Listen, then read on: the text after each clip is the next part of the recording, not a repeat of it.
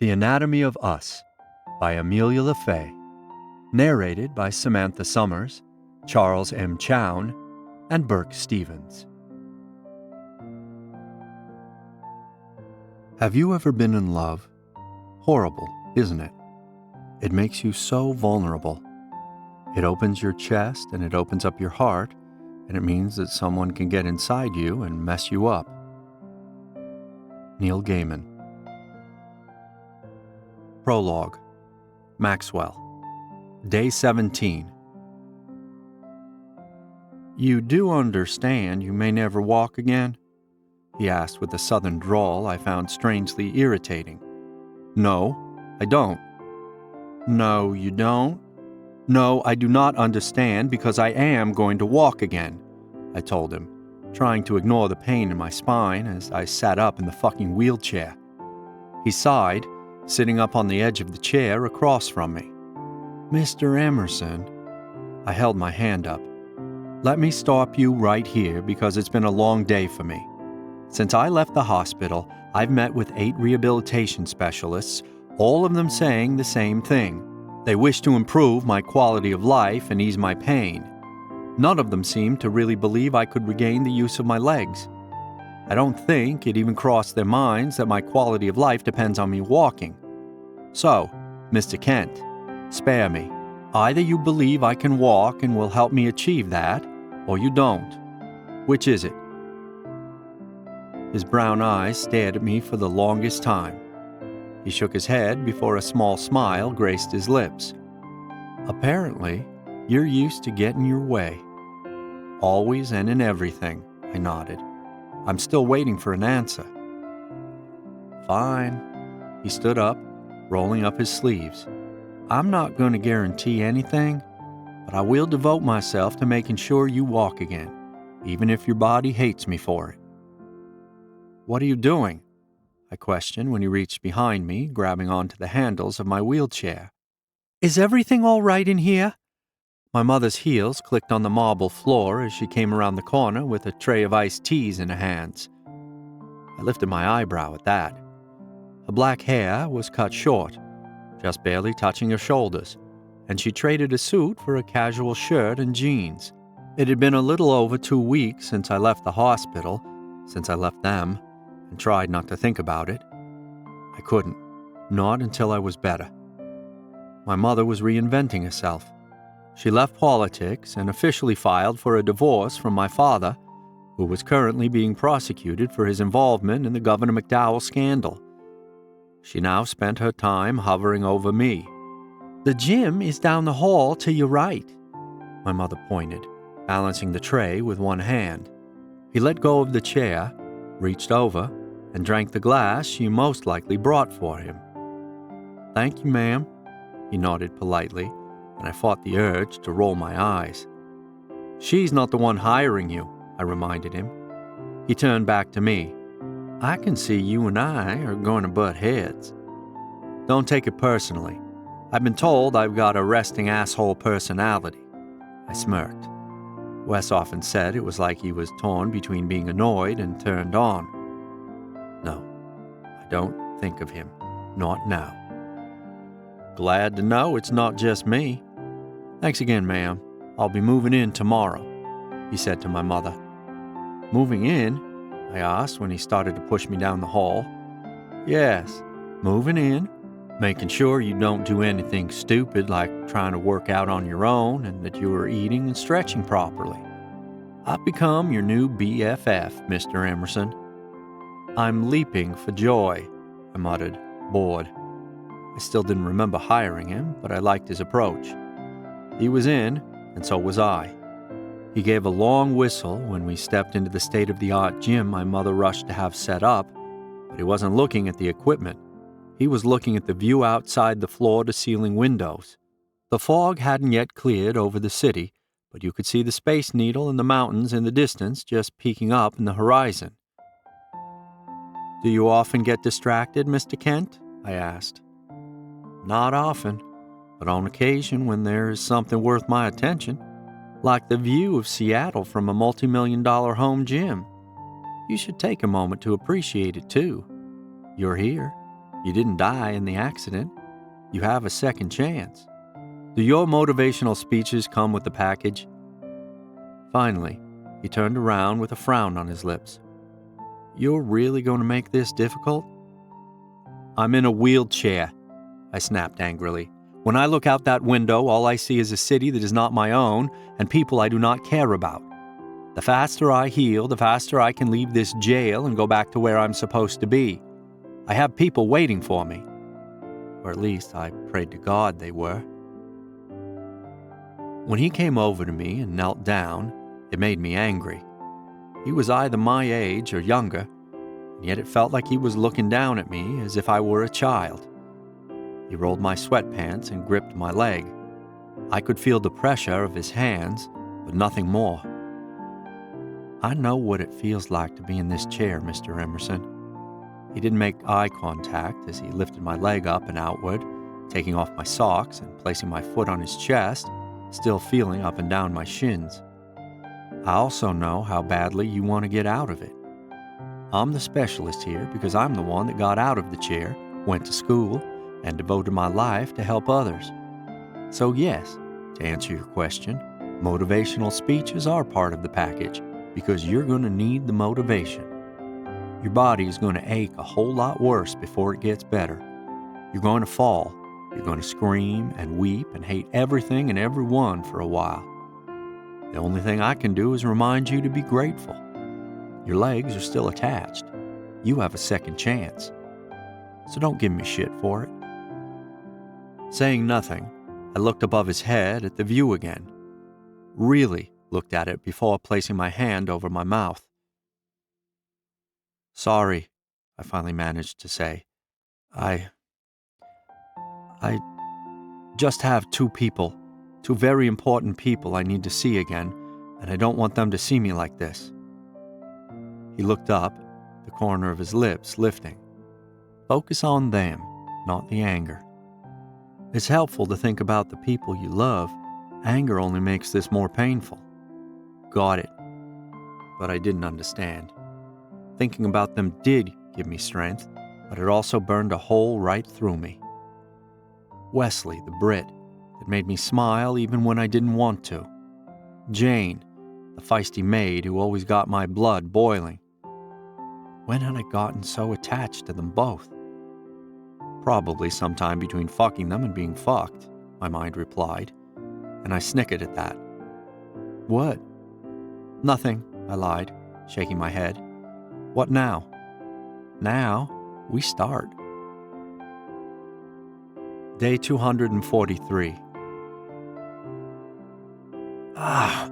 Fuck, I hissed, trying to lift myself off the floor and onto the bed.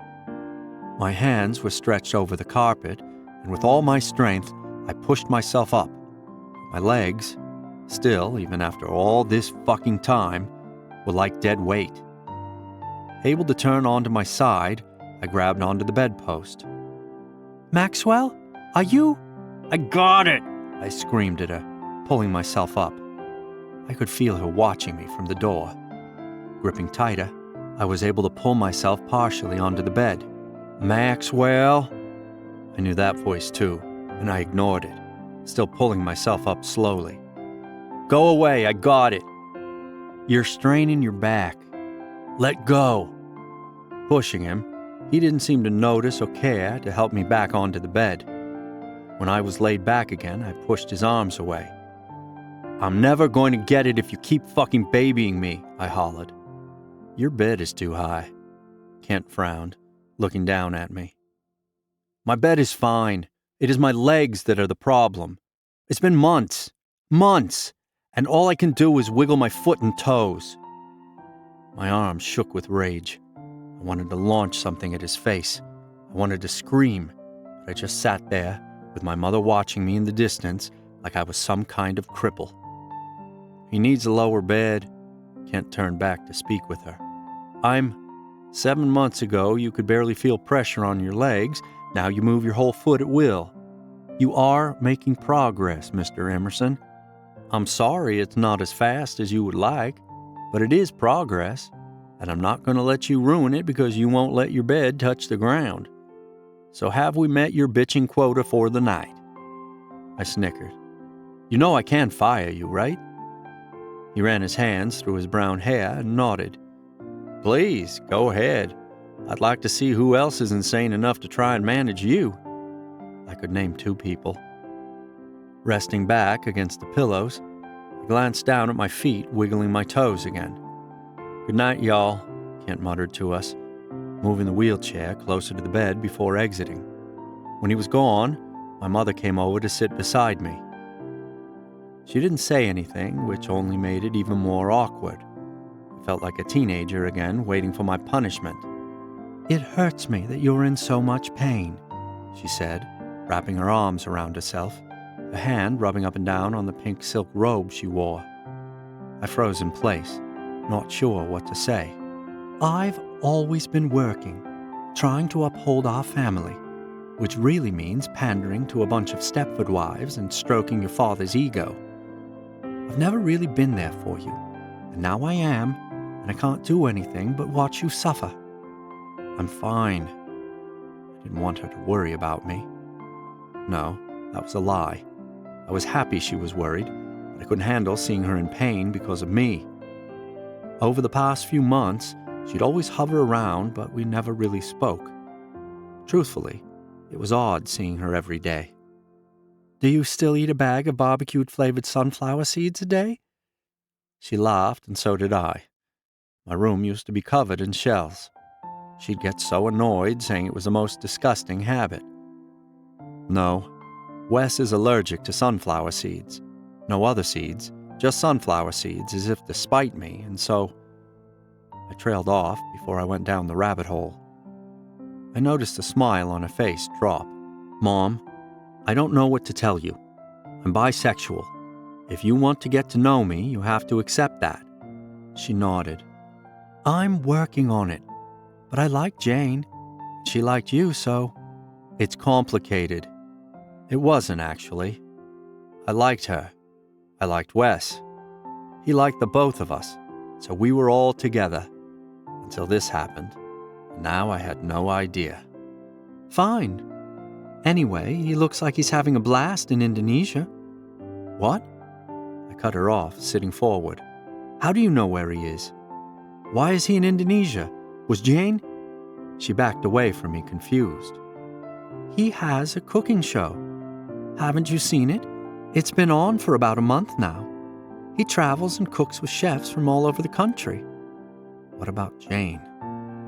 Anyway, I'm going to hit the hay.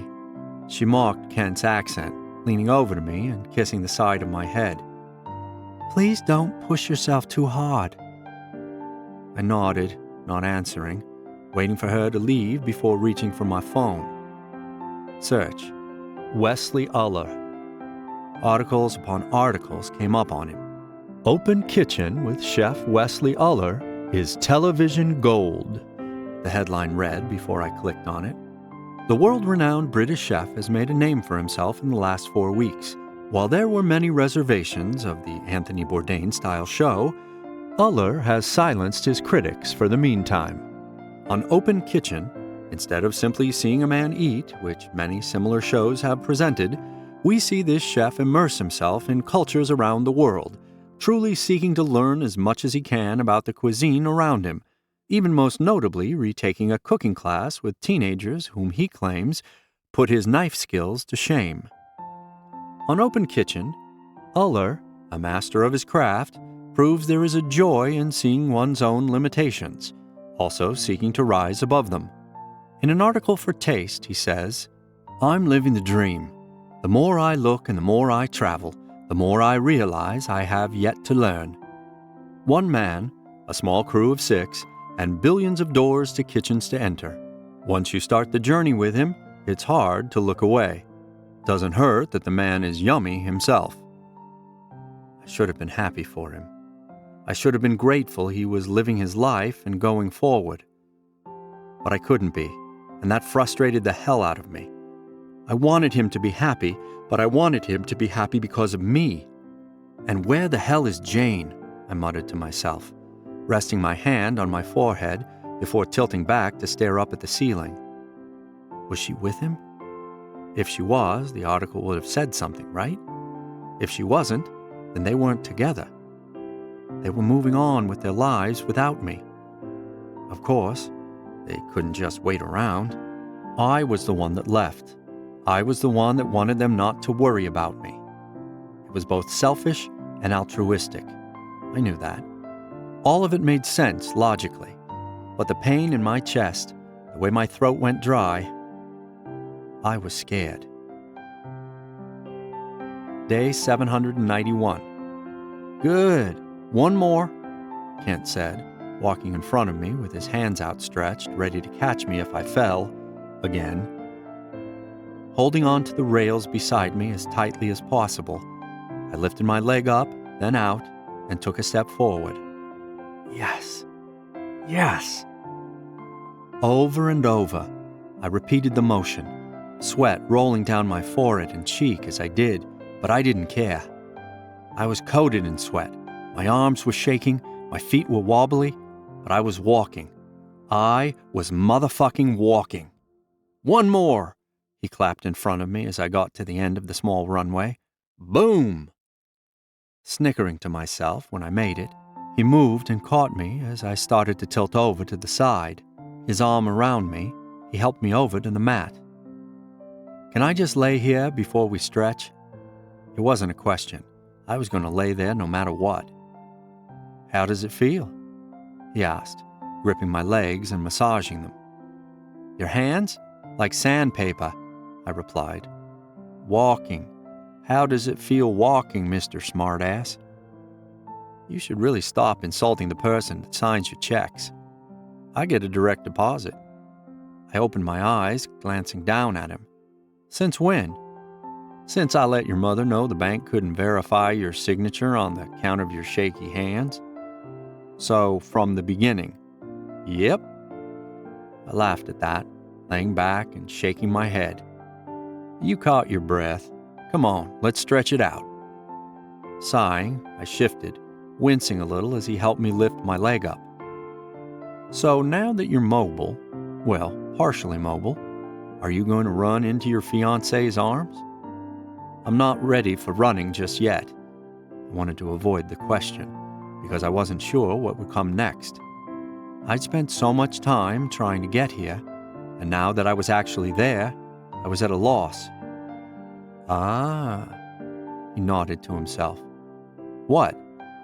You think she's forgotten about you? He snickered, moving my foot to the left. Are you going to give me another speech because... No, just warning. Things will most likely be different.